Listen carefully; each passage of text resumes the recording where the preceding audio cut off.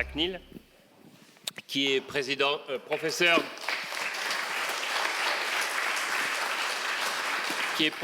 d'addictologie au King's College de Londres et qui a coécrit à la fois le rapport du Public Health England de l'été dernier et aussi le rapport du Royal College of Physicians d'il y a 15 jours. C'est un honneur pour moi d'accueillir Anne, à la fois en tant que collaboratrice, ça fait longtemps qu'on travaille ensemble, et comme amie. Et donc, je voudrais lui laisser maintenant la parole. Bonjour et merci beaucoup Jacques de m'avoir invité à venir parler lors de cette rencontre.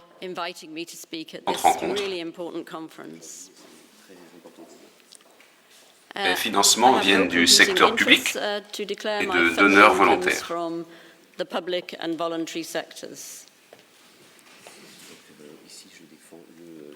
Voici un résumé de ce que je m'apprête à dire. Je vais m'appuyer sur les deux rapports dont Jacques a parlé. L'importance de séparer la drogue de la manière dont elle est délivrée. Je vais parler aussi des inquiétudes sur l'utilisation de cigarettes électroniques et en décrire la manière dont elle est utilisée au Royaume-Uni.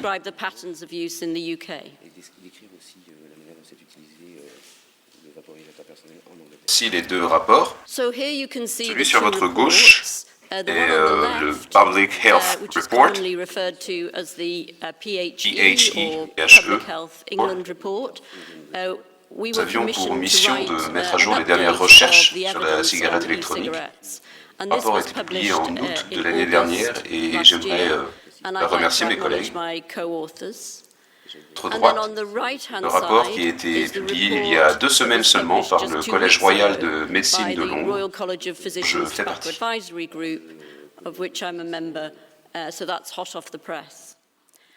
Nous avons publié en parallèle un éditorial résumant le rapport dans le journal de la médecine britannique.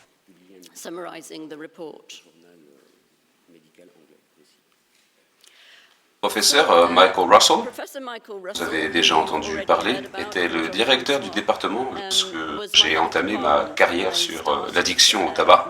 Il était vraiment en avance sur son temps lorsqu'il disait qu'il fallait distinguer la nicotine du tabac. La citation que vous voyez en bas de l'écran dit que, en fait, les fumeurs fument nicotine et meurent du goudron. Ainsi, distinguer la nicotine de la fumée de tabac permettrait d'avoir réduction des risques de mortalité et de la morbidité induite par le fait de fumer. En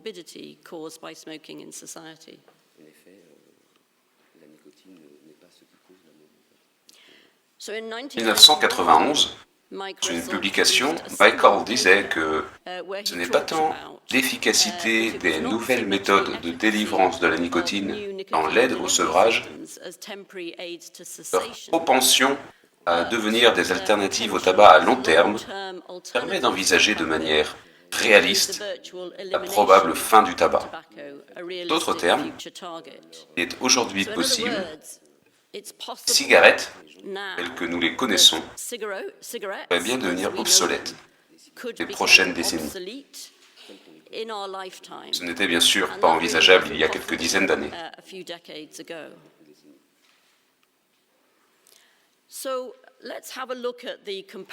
Regardons la comparaison des risques pour la santé entre du côté gauche les cigarettes et du côté droit la nicotine. Nous savons tous qu'il y a environ 7000 substances chimiques différentes dans la fumée de tabac, dont au moins 70 sont connues pour être cancérigènes et plusieurs centaines d'autres toxiques.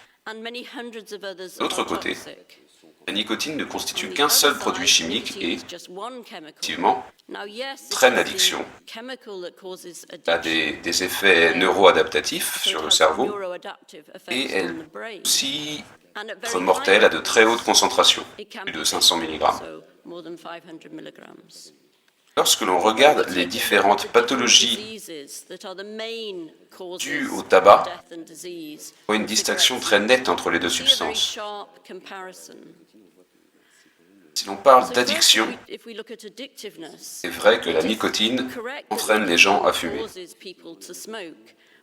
Et l'addiction à la nicotine varie selon deux facteurs. Premier, la dose, ensuite la vitesse à laquelle elle est délivrée. J'ajouterais que cela dépend aussi de ceux qui l'accompagnent.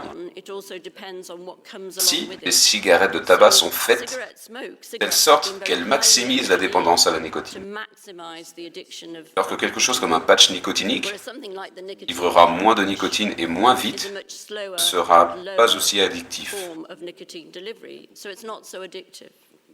Regarde les principales maladies. Marque que le lien entre le cancer et la nicotine n'est que théorique. Il n'y a pas de preuve de cela.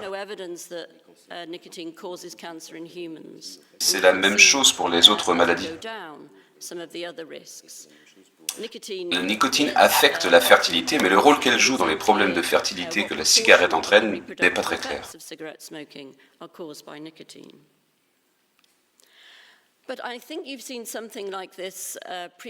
Cette diapositive montre la proportion de fumeurs et d'anciens fumeurs qui pensent que la nicotine ne provoque pas le cancer, ce qui est la bonne réponse. Comme vous pouvez le constater, seulement la moitié, ou même un peu moins, donne la bonne réponse. Les 4 couleurs correspondent à 4 pays différents, et vous pouvez remarquer à quel point ils sont similaires. Ceci représente donc un échec de notre part, à nous, travaillons dans le domaine, en termes de communication sur la différence entre nicotine et fumée de tabac. Je pense que les résultats seraient à peu près les mêmes en France. But I've been talking about individual risks of using this product compared with smoking. What about the population? Qu'en est-il du risque sur la population en général, égard aux inquiétudes populaires relevées par rapport à la cigarette électronique? La première est qu'elle constituerait une porte d'entrée vers le tabagisme. Deuxième est que les fumeurs pourraient alterner entre cigarettes électroniques et cigarettes classiques plutôt que d'arrêter.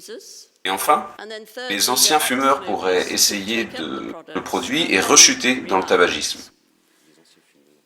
Moi, la plus grande preuve de cela serait si nous remarquions une augmentation de la prévalence du tabac dans la société.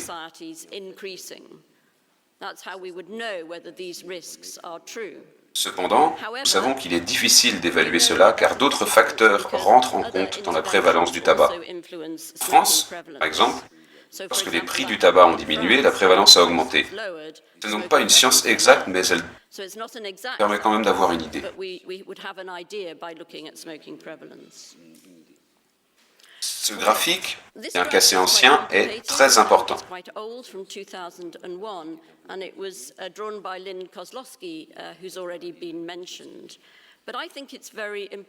Ce que nous voyons en abscisse est la diminution du danger en fonction des différents produits. Et en ordonnée, nombre de fois qu'il faudrait multiplier la proportion d'utilisation dans la société pour obtenir un risque équivalent. Par exemple, prenons le chiffre entouré en vert. Si vous avez un produit qui est 95% moins nocif que la fumée de tabac, ce qui est notre estimation pour la cigarette électronique, alors il faudrait multiplier par 20 le nombre de fumeurs actuels pour obtenir un risque équivalent.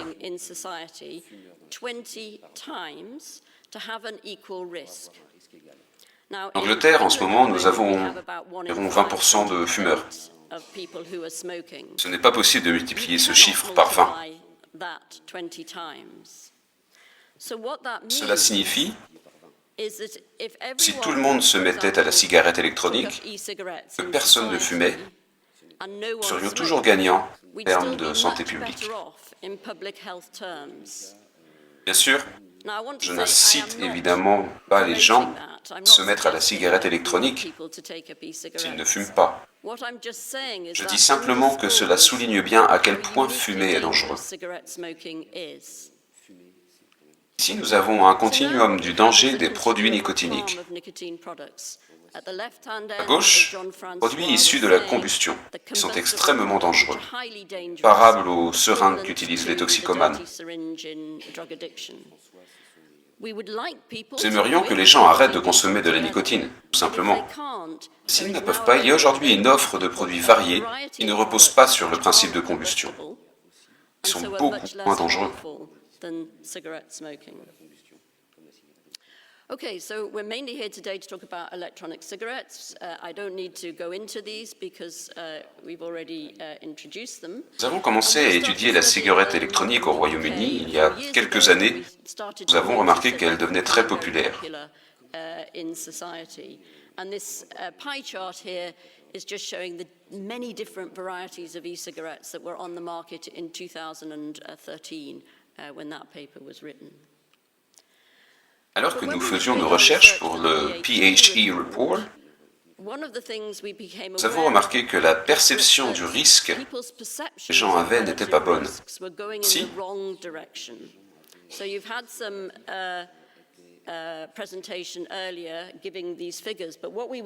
les gens pensaient de plus en plus que la cigarette électronique était aussi nocive que la cigarette classique, qui bien sûr est faux. C'est une enquête nationale que nous avons menée et qui présente des résultats somme toute assez similaires à celles menées par une autre association. Les résultats étaient les mêmes pour les adultes et les jeunes. Pourquoi nous avons décidé qu'il serait bon, PHE Report, d'expliquer quels étaient les risques relatifs entre la cigarette classique et la cigarette électronique. So you've already seen this diagram down the left-hand side, and down the right-hand Sur la droite, side was il y a notre évaluation de la vapeur de cigarette électronique. Pensons que la dépendance varie selon le type de cigarette électronique et que les constituants de la cigarette classique qui sont nocifs pour la santé, incluant les 70 substances cancérigènes, sont soit absents de la cigarette électronique, si présents à des niveaux extrêmement faibles, de l'ordre de moins de 5%.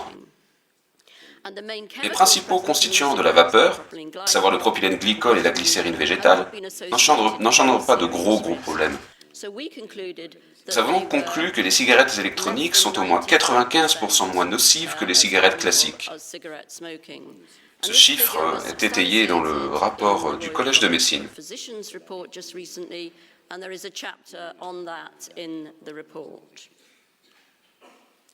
So just to then move to the population risks, this slide Cette diapositive s'intéresse aux jeunes utilisant la cigarette électronique. Si l'on regarde les premières barres sur la gauche, on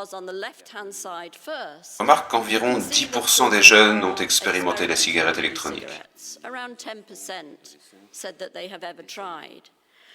Si l'on regarde les deux catégories suivantes, on remarque que 1% moins l'utilisent plus qu'une fois par semaine.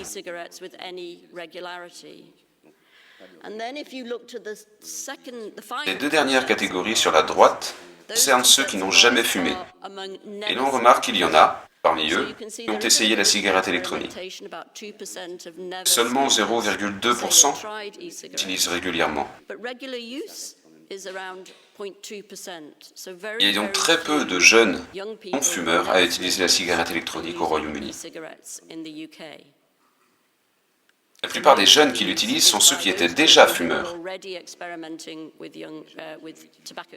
pouvez aussi remarquer que la prévalence du tabac chez les jeunes diminue depuis l'arrivée de la cigarette électronique en 2011. Qu'est-il des adultes ? So this is a graph from the toolkit, which Jean-François has already mentioned. It's run by Robert West and Vous pouvez voir que la cigarette électronique est aujourd'hui le substitut utilisé par les fumeurs au Royaume-Uni.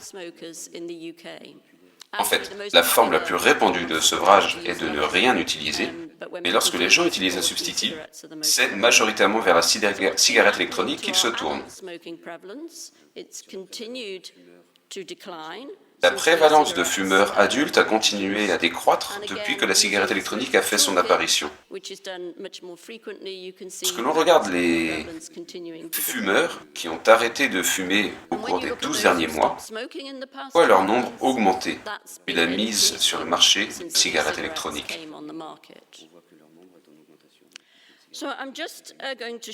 Maintenant, quelques diapositives sur l'utilisation de la cigarette électronique, en comparaison avec les autres substituts nicotiniques.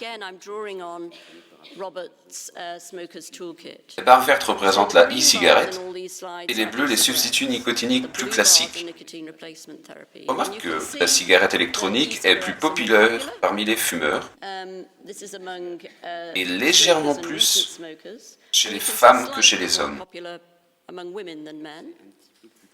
La répartition selon l'âge est aussi un peu différente, car on voit plus de jeunes fumeurs avoir recours à la cigarette électronique qu'aux autres substituts, ce qui n'est pas une mauvaise chose, considérant qu'il est traditionnellement difficile d'encourager ces populations jeunes à arrêter de fumer.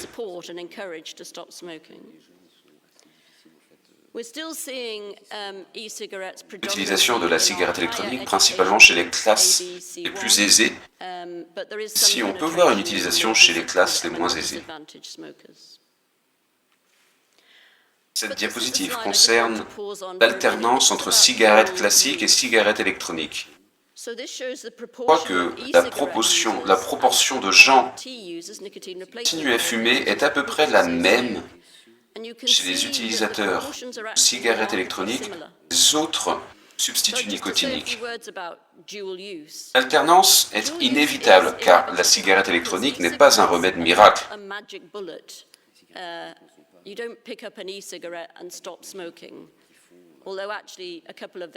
Il y a une période d'essai.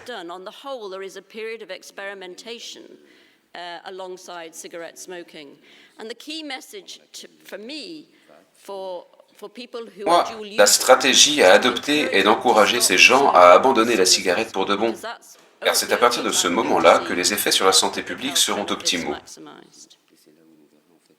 On remarque une augmentation de l'utilisation de la cigarette électronique parmi les anciens fumeurs, car ils essayent d'arrêter grâce à elle. Et on remarque spécialement l'augmentation de son utilisation chez les non-fumeurs. Ce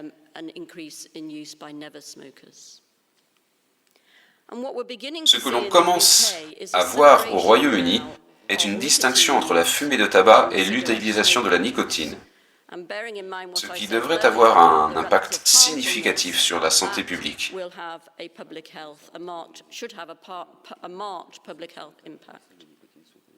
Résumé, nous avons la preuve que la cigarette électronique ne constitue pas une porte d'entrée dans le tabac pour les jeunes. Elle peut aider les gens à arrêter de fumer, et même ceux qui n'en avaient pas le désir. Ainsi, la cigarette électronique n'est pas un frein à la diminution de la prévalence tabagique. Bien au contraire. Comment se fait-il que la cigarette électronique soit si populaire comparée aux autres substituts nicotiniques? Probablement plusieurs raisons. La dose de nicotine et la vitesse à laquelle elle est délivrée, mais aussi le marketing, telles que les publicités inspirées de l'industrie du tabac, celles qui montrent par exemple que l'on peut l'utiliser au lit, après l'amour, etc. On trouve aussi d'autres sortes de publicités, novatrices, encourageant à parler de la cigarette électronique à vos amis qui essayent d'arrêter de fumer, par exemple.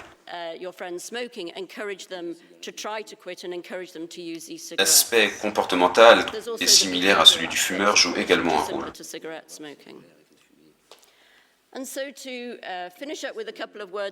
Mark Russell a dit « Pas question de suggérer que la nicotine soit quelque chose de bon, mais qu'elle est infiniment moins dangereuse que le tabac. » Il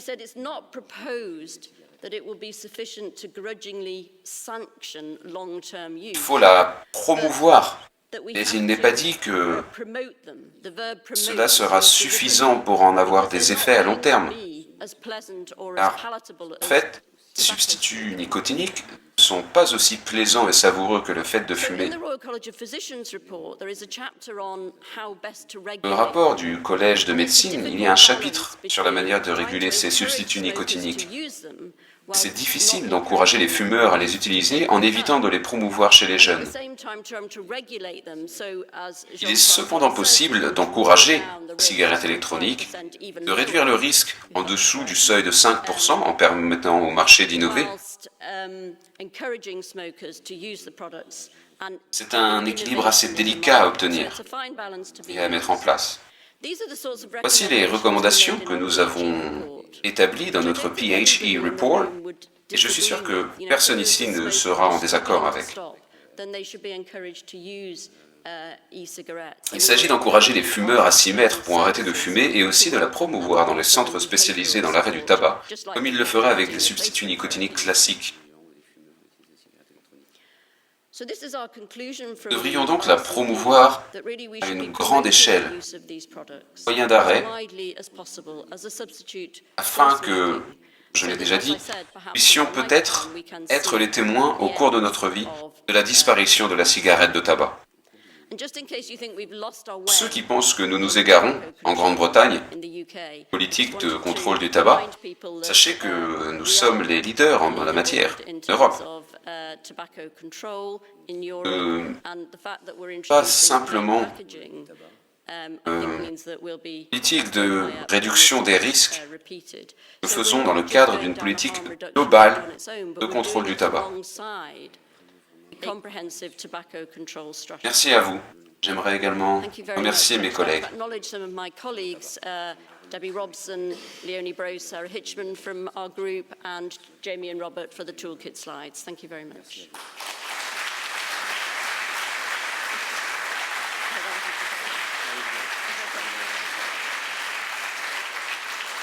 Juste une question. Est-ce que le PHE Report est un rapport officiel, gouvernemental ou pas? Parce qu'en France, nous demandons ce que pense le ministre de la Santé.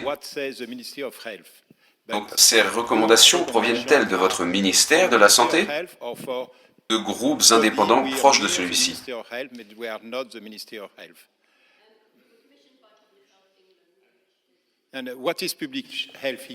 C'est un rapport gouvernemental pris en compte par le gouvernement. The government has said that they would consider the report, as they're also looking at the RCP En fait, le Premier ministre lui-même a, d'ailleurs, il était important de connaître les risques relatifs à la cigarette électronique.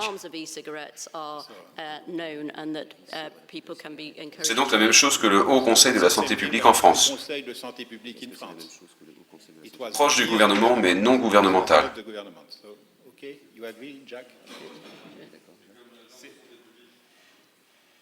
C'est une agence sous l'égide du ministère.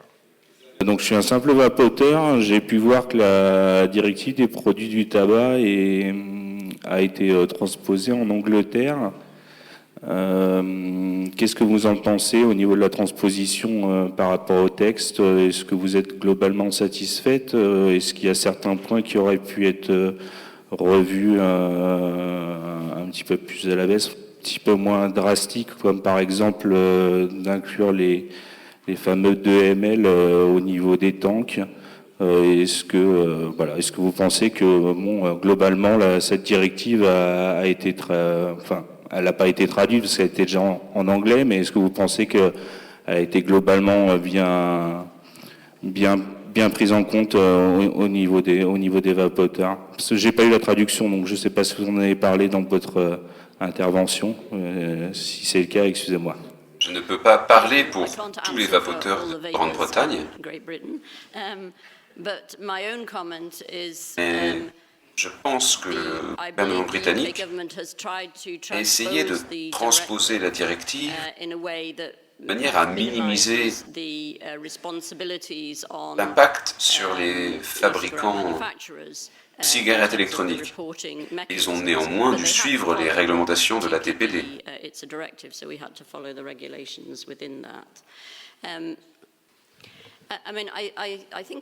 Je pense que nous ne pouvons pas connaître les effets que la directive aura. C'est important d'avoir des réglementations qui, selon moi, permettront de minimiser les risques liés aux produits, sans toutefois empêcher l'innovation par une réglementation excessive. On peut le voir aux États-Unis avec la réglementation de l'Agence des produits alimentaires et médicamenteux. J'espère, c'est que l'impact continuera d'être monté et soigneusement contrôlé afin de réduire les risques au maximum. Merci Anne. Merci Anne pour cette présentation claire. Oui, Yvan Berlin. J'ai deux questions. La première, est-ce que tu as des données prospectives épidémiologiques suivies de cohortes, pas des études cross-sectionnelles en parents, c'est-à-dire une grosse cohorte qui est suivie sur plusieurs années pour voir deux choses. Premièrement, la probabilité d'arrêt, la probabilité de dual use, c'est-à-dire fumer avec, et surtout, sur une période plus longue, maintenant on a un recul quand même de quelques années, les correspondants outcomes de santé, c'est-à-dire le nombre d'événements de santé à n'importe quel niveau, que ce soit cardiovasculaire ou autre, des événements de santé pour démontrer effectivement qu'il y a une réduction de risque et pas rester au niveau spéculation, parce qu'on n'a pas de données pour dire. Le recul est suffisant et vous avez le toolkit qui permettra de suivre des milliers de personnes tout au long de plusieurs années. Merci. Okay. Thank you, Ivan. C'est vrai que nous n'avons pas des données à long terme, mais nous avons des données sur une utilisation de quelques années. Nous savons ce qui est dans le produit et ce qui en sort, comparé à la cigarette de tabac. Nous avons également des études sur les conséquences sur la santé à court terme. Yes, I mean, these data are in the RCP report in detail. So I suggest to take a look at that. We also Nous avons have aussi des evidence preuves in terms of people quitting de son smoking. efficacité dans l'arrêt du tabac. A review which looked at the 2 randomized control trials thus far. And we've also carried out studies ourselves, as you know, where we've looked at Nous avons people également who mené are, des études dual nous-mêmes users, sur des gens over qui a fument et qui period vapotent en of même temps. time. And one of the things Les choses that we found, which I nous avons think remarqué, is important to emphasize, is important, we shouldn't just put all souligner, e-cigarettes together, c'est qu'il ne faut because pas regrouper tous les modèles de cigarettes électroniques dans le même panier. Car les modèles qui ont un réservoir rechargeable, s'ils sont utilisés régulièrement, permettent plus d'arrêter de fumer que les modèles qui ressemblent à de vraies cigarettes, les cigarettes. Et je pense que si les gens qui alternent entre les deux ne sont pas sensibilisés sur le fait qu'il faille complètement arrêter de fumer rapidement, alors on ne peut pas attendre qu'ils le fassent. C'est très important que nous transmettions massivement ce genre de message. Merci beaucoup, Anne. Thank you very much. Merci, Marianne.